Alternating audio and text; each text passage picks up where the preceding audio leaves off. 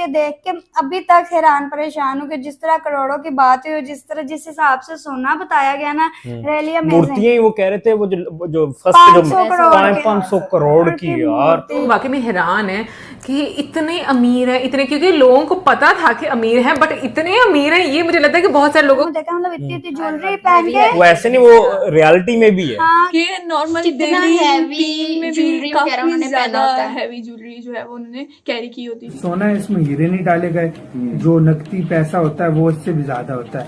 मैं तो भाई शॉकिंग, मेरे लिए ये जो नंबर्स थे ना सारे मेरे लिए शॉकिंग थे। मतलब यार इतना इंडिया के पास ऑलरेडी बहुत गोल्ड है, जैसे टेम्पल है उनके पास, वो उनके पास यूज करने के लिए काफी गोल्ड है। सोचो इंडिया कितना अमीर है। ये कह रहे हैं कि सिर्फ हम गोल्ड की बात कर रहे हैं, नकदी और फिक्स डिपॉजिट जो बैंक्स में और इसके अलावा दूसरी चीजें उनकी बात नहीं कर रहे, हीरे जवाहरात की बात नहीं कर रहे, वो अलग है।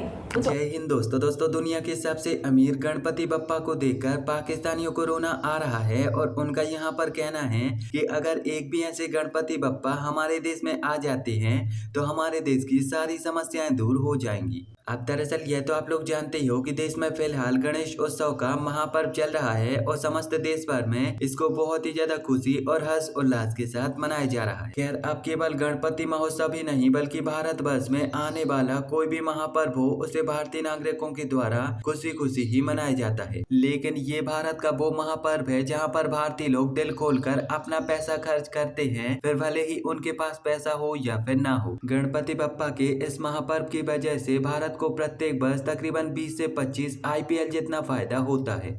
अब मेरे माइंड में बस ये बात आ रही है कि इतना गोल्ड, इतना सारा कुछ है, तो ये किसी चैरिटी में यूज होता है, किसके अंडर है? मुझे ऐसा लगता है कि ना इसमें ना मतलब गवर्नमेंट इन्वॉल्व होती होगी, ऐसी बात नहीं है। और ये ज़ाहिर बात है, इतना दान का वो ऐसे तो नहीं रखेंगे ना।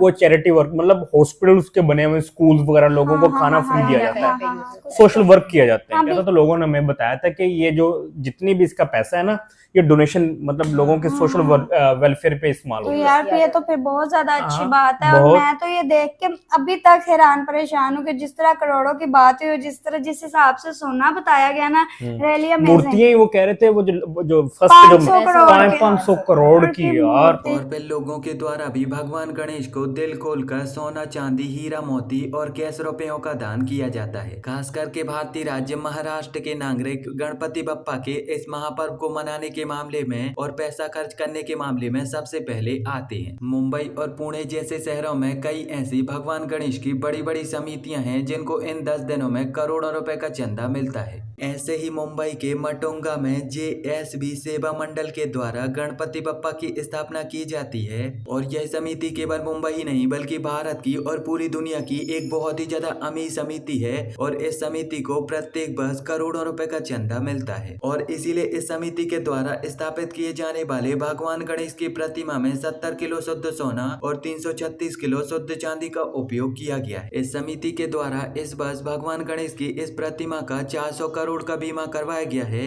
क्योंकि भगवान गणेश की इस प्रतिमा में सिंहासन से लेकर मुकुट तक और मुकुट से लेकर कई अन्य आभूषणों तक भर भर के सोना चांदी का उपयोग किया गया है। ऐसे ही मुंबई के लालबाग चौराहा भगवान गणेश के लिए भी बहुत बड़ी मात्रा में सोने चांदी का दान किया जाता है और 10-10, 15-15 किलो वजन के मोटे मोटे आभूषण केवल उनको पहनने के लिए दान किए जाते हैं। मीडिया और रिपोर्ट्स के द्वारा तो यह भी बताया जा रहा है कि गणेश महोत्सव के प्रथम दिन ही लालबाग चौराहा के पास तकरीबन 42 लाख रुपए का कैश दान एकत्रित हो चुका था। वीडियो बहुत ज्यादा डिटेल की बताया गया है कि इस्लामिक कंट्री से लेके यूरोप देख ले, अमेरिकन साइड देख ले, कैनेडियन साइड देख ले, इवन दो गल्फ कंट्री देख ले, अरब एमिरेट जैसे कंट्रीज जो कि प्योर कट्टर इस्लामिक देश है, वहां पर भी जी ये गणेश भगवान की पूजा की जा रही है। हिंदुइज्म को हर पर्सन, हर कंट्री की नेशनैलिटी, हर मुल्क जो है उसको फ्रीडम दे रहा है कि आप अपने रिलीजन के फेस्टिवल को एक्सप्रेस कर सकते हो, आप सेलिब्रेट कर सकते हो। वजह क्या है?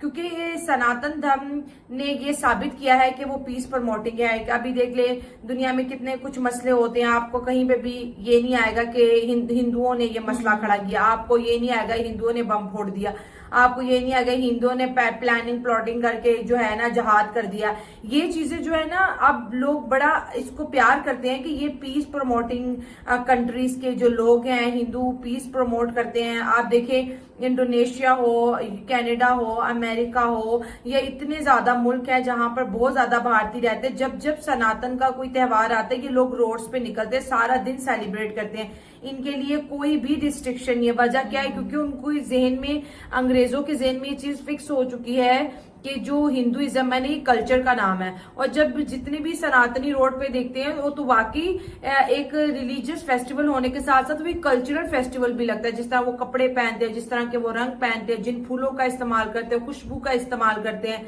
एक खास किस्म के इंस्ट्रूमेंट्स का इस्तेमाल करते हैं, तो वो क्या है? वो एक कल्चर प्रमोटिंग चीज है। ठीक है, अगर हिंदुइज्म तो साथ साथ देख रहे हैं लोग, लेकिन इंडिया का कल्चर भी देख रहे हैं। तो हम इस चीज को बहुत ज्यादा, जो मैं खुद प्रेस करती हूँ कि सनातनियों ने पूरे मुस्लिम वर्ल्ड में भी ये चीज साबित कर दिया है कि हिंदू कभी किसी को नुकसान नहीं पहुंचाता।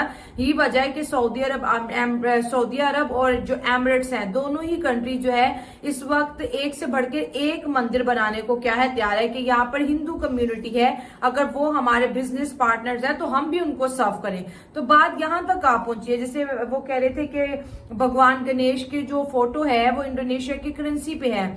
अमेरिका के अंदर वहां पर स्ट्रीट का नाम रखा गया है। अमेरिका के अंदर आप खास तौर पर टेम्पल्स बनाए जा रहे हैं। 57 कंट्रीज में कहा जाता है कि एक वक्त ऐसा आएगा, हर कंट्री के अंदर जो आपको क्या मिलेंगे, सनातनी टेम्पल्स मिलेंगे। तो ये बड़ा एक शिफ्ट आ रहा है हिंदुइज्म को लेकर। साथ ही साथ जो मैंने इस वीडियो में एक चीज देखी है कि जो अंग्रेज लोग हैं वो बहुत ज्यादा मतलब कि अमन को बहुत ज्यादा पसंद करते हैं। ठीक है, और जो इंडियंस हैं वो जब उनकी कंट्री में जाते हैं वो अपनी किसी भी फेस्टिवल को सेलिब्रेट करते हैं। इवन कि ना सिर्फ अंग्रेज उसमें शामिल होते हैं, साथ ही साथ उनको वो तमाम त्योहारों के नाम भी आते हैं। जिस तरह से भी हमने वीडियो में देखा, जिस तरह से वो एक हिंदुस्तानी उनको बोल रहे थे पप्पा की जय, तो इस तरह से उन्होंने भी पीछे रिपीट किया। तो एक तो वो इंडियन कल्चर से मुतासिर हो रहे हैं, दूसरा ये कि वो उनके त्योहारों के नाम भी जान रहे हैं। उनको ये भी पता है कि होली में क्या किस चीज को सेलिब्रेट किया जाता है, दिवाली में किस चीज को किया जाता है। और सनातन को एज अ सब्जेक्ट लोग अब ब्रीड कर रहे हैं। हमने ये देखा, ठीक है। और ये क्यों पॉसिबल हुआ? ये 100 कहते हैं ना करोड़ हिंदुओं की वजह से पॉसिबल हुआ कि उन्होंने अपने रिलीजन को टेररिज्म के साथ नहीं जोड़ा, उन्होंने अपने रिलीजन को अपने जाती मफाद के साथ नहीं जोड़ा। जा रहे होते हैं, ठीक है, तो वो आपस में लड़ाइयां भी तो नहीं करते ना कि लड़ाई हो गई या रोड ब्लॉक्स कर दिए या किसी आम इंसान को नुकसान से जुदा का नारा नहीं लगाते ना। मतलब कि वो अगर अपना कोई भी फेस्टिवल सेलिब्रेट करे तो वो उसको भी बड़े अमन से करते हैं। यही तो मैं कह रही हूँ, तभी तो वो रोड्स पे निकलते हैं। इसी वजह से जो अंग्रेज है वो भी उनके साथ उनकी खुशी में खुश होते हैं, उनके इवेंट्स में शामिल होते हैं। वहां पे मंदिर बनाए जा रहे हैं, ठीक है, और जो हमारी मस्जिदें हैं उनको वहां पे बंद किया जा रहा है। अभी पीछे इतनी मस्जिदें बंद हुई हैं कि यहाँ पर भड़काऊ बयान हमने सुने हैं तो अंग्रेज डर गए हैं। तो मतलब कि इंसान को वो